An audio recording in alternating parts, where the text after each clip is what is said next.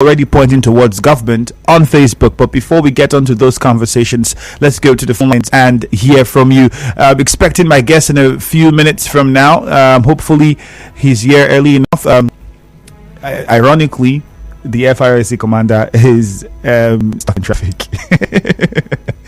Okay, that's just me making a very silly joke. But let's go. So let's hear from you this morning. Who should be responsible for safety on the road, especially when this Yuletide? Let's find Nigeria Info. Good morning to you. Hello, good morning. And then we lost that call. Okay, while we wait that one, let's see some of your messages already coming in on social media. Be a part of it on Facebook at Nigeria Info page. Barinadum Kamanu says, is our road good and free from traffic? If yes, let's blame the drivers for overspeeding on the highway. But if our roads are too bad, especially the East-West road, the government should be blamed. Nigeria Info, good morning. Yeah, Andrew, good morning. You're welcome. Mr. Andrew, good morning. Good morning. Can you hear me? Okay, I can hear you now. Okay. Yes. In spite of the government agencies we have on the road safety, the police. You haven't introduced yourself. Oh, my name is J.A.J. and I'm calling you from Port Harcourt. Okay, go on. In spite of all the government agencies we have on the road, what they call them, this other one that said they are vehicle inspectors that don't even inspect any vehicle before they give papers. The road safety and all those put together, I think we should be the chief safety officers of ourselves. Normal thing, if you're traveling, if you're going long distance, you check your water in the car, you check your oil, you check all those tires and those things put together so that you don't get stranded. And in addition to all those things that is required, Andrew, you know what I have done? I also have tow rope in my car. I have like 2 tow rope in my car so that if there's a breakdown at maybe a place that you don't understand, like they say, carry you go where you don't know. Somebody can just come and want to render help, but you don't have tow rope, becomes an issue. It has happened to me twice before. So tow rope is a very important thing. Then maybe that wire they use to jumpstart car, because nobody will want to lose battery for you if you have issues. So you can also have that one so that all will be well with you. But we should be the chief safety officers of ourselves while traveling. Thank you very much, JJ. All right, thank you, JJ. We should be Barinadum Kamanu on Facebook, who says, well, if the roads are bad, then the government. Not all roads are bad if we think about it critically. For instance, I ask myself questions like why we have traffic at the, let's take for instance, Eliezer axis of town, right? Why we have traffic under that flyover? Why? For what reason? Is it that some of the drivers do not understand the applications or uses of the roundabout, or where you need to stop, or what lane of the road you should be in if you're going to this direction or that direction, or what exactly? Because it's not bad. At the end of the day, you're stuck in traffic there. When you get to the point where the traffic started, there's nothing. There's no car broke down. The road was not bad. There was just absolutely nothing. But then there was just traffic. Nigeria Info. Good morning. Good morning, the very distinguished Ifemi Andrew. I didn't do this morning once again. Very fine, thank you. Go on. I remain distinguished and local. He said something. Who should be responsible? I think the responsibility lies on the driver on the steering. And as far as I'm concerned, in as much as the drivers are conveying some passengers right inside the car, they also help in driving the vehicle. Because you have to, caution the driver when he is going contrary to the speed limit. Not always, shouldn't be always carry go, because you don't know where he's taking you to. For me, a person where it has, now in the tell welcome. So the road safety officers also are there on the road to ensure that some of the drivers who also are not doing the needful on the road, because as you are driving, you are not just driving for yourself, you are driving for your own self, and the next person, either in front of you or behind you. So the huge responsibility fall on the driver. Protect your life, protect yourself, protect the family you are coming out from, because you have a very huge responsibility if they lose you. So let's forget about the road safety officers or this and that. You are the most important road safety officer to yourself. Even though the road is bad, that the road is bad, must we go and kill ourselves? Must we go and rush? are we even rushing to? So we on this festive season, we should protect ourselves, help our families. Very important. So I'm appealing to them. The drivers, don't put something on your head. Please. All right, Temple. Why driving? Thank you. Drive while drinking. Thank you very much. Thank you. My brother. Other times you even ask, okay, when we have accidents on the road, when you even check, sometimes these people aren't drunk or we're not drinking. I've seen how some people drive, which brings us to the question of how educated are our road users? How well do they know and understand the usage of the road, the meaning of the signs? I've seen people who do not, drivers who do not know what a zebra crossing is. So they're seeing a zebra crossing in front of them. They are still on top speed, not knowing the speed limit they should be driving because, there's a sign that says children crossing or there's a zebra crossing ahead of me, so I should drive at this speed because somebody could walk on that. They don't understand. How well do we understand these things? How much sensitization as to know we should be on the service lane of the road, on the express lane of the road, or where should I stop while I'm approaching a roundabout? Some people even park in front of a U-turn. It's just a lot of things that you'd see on the road and how people drive, and you're asking, how well do we even know these laws that govern roads that we use? Could that also be contributing to why we have the accidents we have, the traffic that we face? And then you'd expect that would have a lot of traffic this season. Nigerian, for good morning. Good morning, sir. You're welcome. The number one agenda is. You not introduced yourself. My name is Bernard. Okay, Bernard, go on. Our road is very, very bad. 2, road safety, they are not doing their job. This Christmas now, I see a lot of people traveling now. The road safety, they are not after life of people. What they are after is to check paper and collect money and put for their pocket. And most of us then on the road is taxi people because we are private cars. We respect ourselves when we are driving.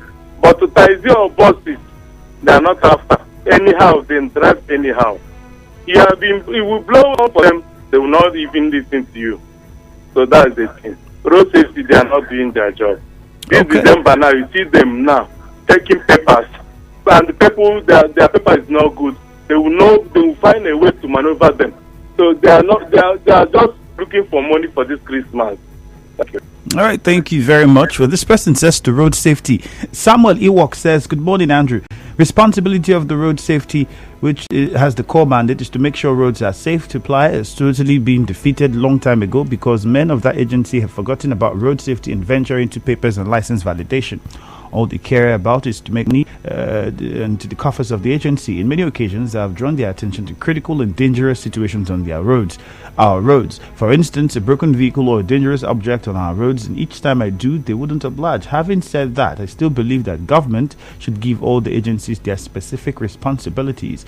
The duty of a traffic policeman should be defined to them. The duty of the FRSC should be made known to them. It is only in Nigeria you will see all agencies interchanging their responsibilities, all just to make money. At the same time, government at all levels should support these agencies with manpower, training, and provision of state-of-the-art facilities to help them do their work. We also have Solomon George saying, good morning, compliments of the season. There's what we safety first is in marine. That means in everything you do or any step you take, you make, you apply safety. Coming to these road issues, our drivers must always apply safety in the limits of their speed, in maintenance of their vehicles, and in observation and others. Also, our government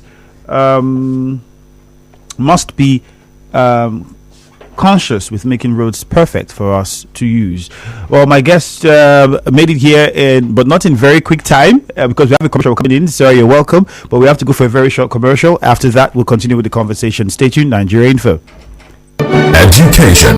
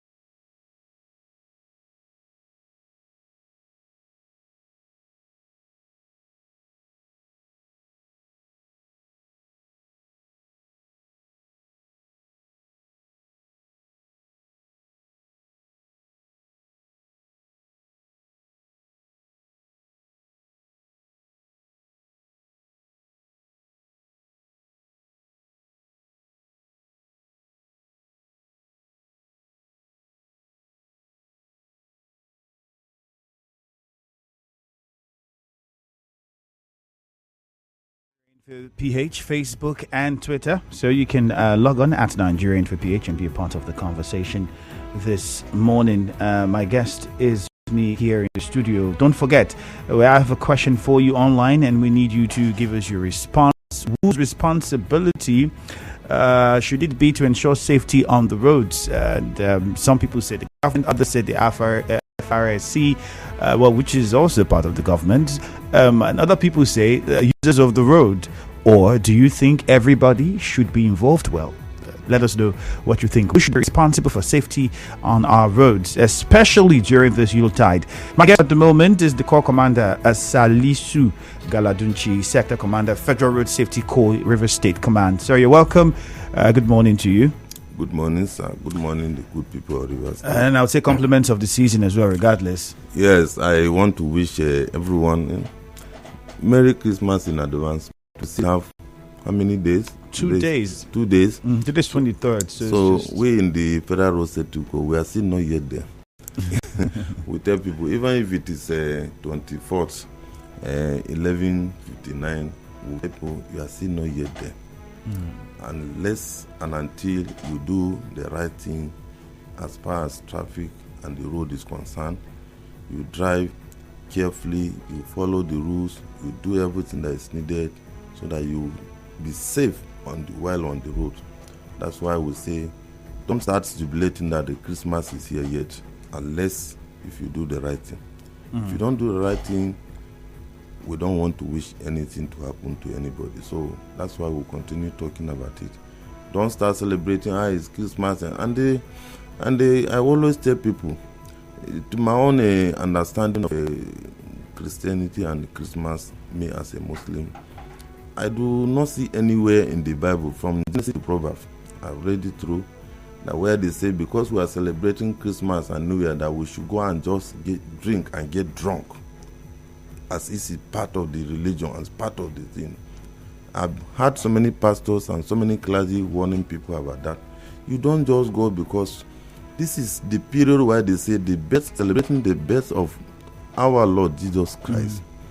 What is supposed to be done is to see people humbling themselves spiritually. You do it in your house, you do it in the church. Now, thank God, now there is internet, a lot of services going online. You focus on that particular period. You think of why and how Jesus was born and how he was raised, and you think of why he came on this, you think of why he's taken away and all those kind of things.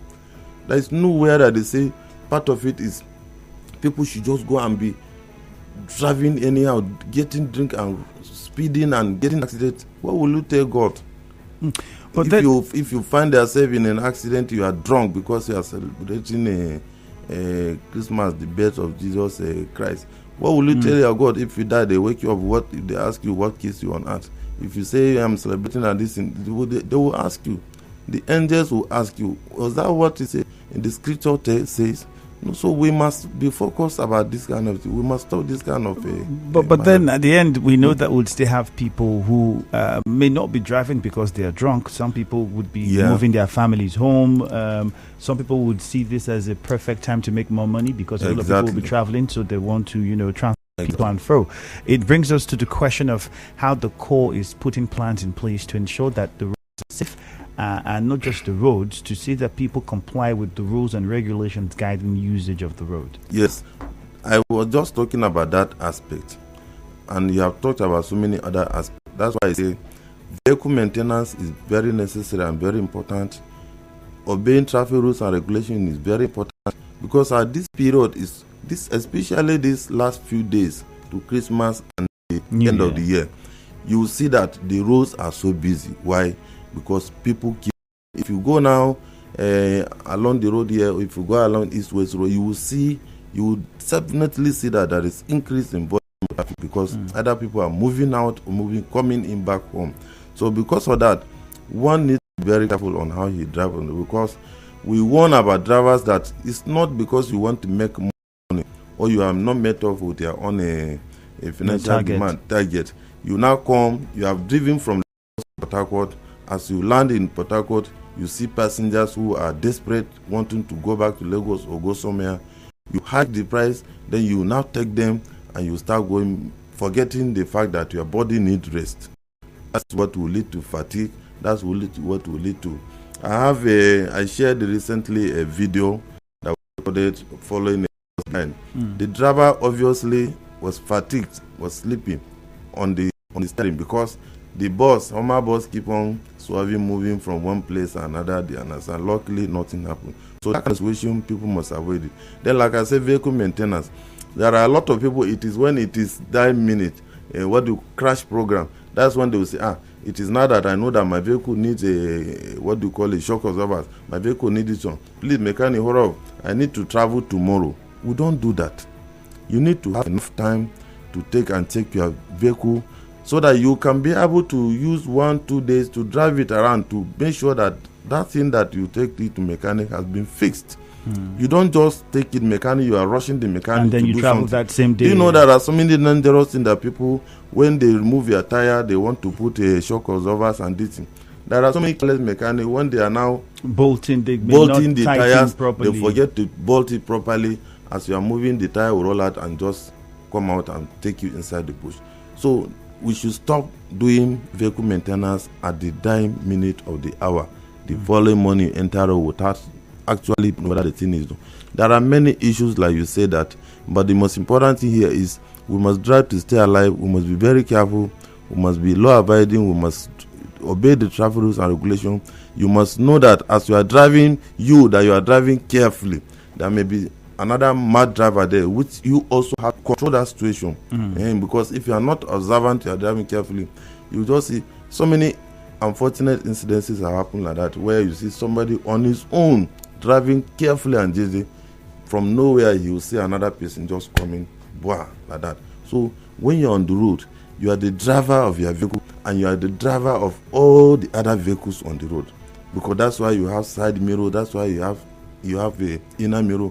That's why your hearing must be very good. That's why your sight must be very good, so that you know how to control. But how much sensitization is put into creating awareness or to educate road users on some of the rules guiding the road? Because when you look, it's almost as though most of the people driving on the road do not understand certain principles or laws guiding the road. It's just about moving the vehicle in any direction to get to where they are going to. When the road is double lane, how can it even work? Or there's a U-turn, where you should stop when you see a traffic light, or a U-turn, or how you even use a roundabout. And many of these things it's how much sensitization is put into this by the commission. It's rather unfortunate. In this century in Nigeria, we are still struggling to teach people how to read traffic light. If you see red, stop. If you see amber, do this thing. We should have been beyond those kind of. Look at me now, as early as morning like this. I'm here to sensitize people. People listen to them. A lot of people. This your station, even outside the country, people listen to. So, but it takes one to listen. It takes another thing to learn from what you are listening and go and apply it. As far as FRSC is done, we are doing much sensitization. That's why now, even our national headquarters, we have a national traffic radio. It's online and this thing people listen to. So here in Port Harcourt, with the collaboration and effort of you people that we have been talking since I came here, this is the season where no roads have gone anywhere. Since I joined this goal in my own life for the past 20 years, I have not had anything like leave or something like that. Especially during Salah, I don't go anywhere. Easter, I don't go anywhere. Christmas, I don't go anywhere. New Year, I don't go anywhere. I'm on the road. And all the resources, administrative staff, and everybody is mobilized. There are some that you will just put them at a place where they will do traffic control. Those that will do the main job, they are there. And we, like this particular period now, everybody, including the volunteers, they will have special marshals, are moving on the road. All our resources, even the ones that we have, mobilize them, moving on the road.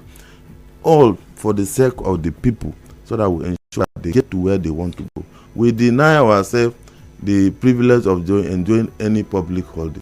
There's no public holiday for any road safety personnel. You see what's there. People ask, are you traveling? Traveling nowhere. When you people are the one traveling, I have to stay here and take care of you, make sure. So we have been doing enough sensitization. We are on a Facebook. We are on Instagram. We are on YouTube. Everything. Not to talk of the one that will come here regularly. We talk directly. Radio is best But if you don't say you need light to listen to you, good the thing now, there is no GSM handset, even as small as this is, it has a radio. So people don't have an excuse not to listen to what they are saying. But I say listening is one thing, trying to hide the notice another thing. Talk us about whose responsibility it is to ensure the worthiness vehicles. We have VIO. Then we also know that I can't tell myself, except in uniform that I'm not. But we also know that safe as one is that if the vehicles that are not in good shape, talk to us about work was not in good shape, over smoking, overloaded. In fact, some like they're even enough, but then still on the road. And I've seen quite a few past road safety officers. Nobody says anything. They just have. So is it that it's not the result of commandos to do so? See, there is a way. That's one of the things that I want Nigerians to know the country very well. Just like what we see other countries. If you go to some other countries, more of your years and tell you what the constitution of that country. We have been doing a lot. People ask questions. Uncle, I have talked about this. Every agency have their own acts of establishment. Because the option to issue roadworthiness of vehicles. That is what to do about the mechanisms of. We tell them pieces of recreative vehicles. And time we say recreative vehicles, you will note that issue will fall in. So what we see, you see the vehicle. In fact, you see the vehicle moving like a cow dancing. No, not they know. So what we do is, we normally car those vehicles, we impound them, we issue them a ticket. But I have talked about this thing last month in this studio. We operate under an act. We have our own limitations. We cannot go beyond what the law says. Our own is, we impound you, your vehicle is rickety, these are the things that you need to do, these are the things that you need to do. You agree that you are going to do it, you pay the fine. The law says we don't have to detain you, that we bring a mechanic to repair it there, because our office is not a mechanic workshop. You agree that you are going to do it, you pay the fine, you go. If you don't do it, there's another one they catch you. So there are many vehicles, buses, and things that we Friday you understand. That is the period where no matter it, they don't issue with we call it a checklist.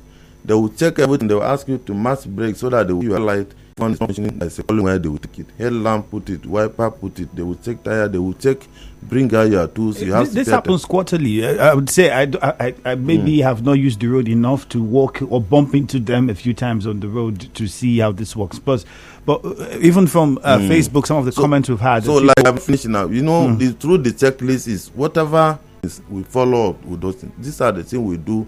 Like I said many times, there are many things that we do. The only thing that people know or see us doing is they see the men on the road, other flagging them too. But there are many activities that we do.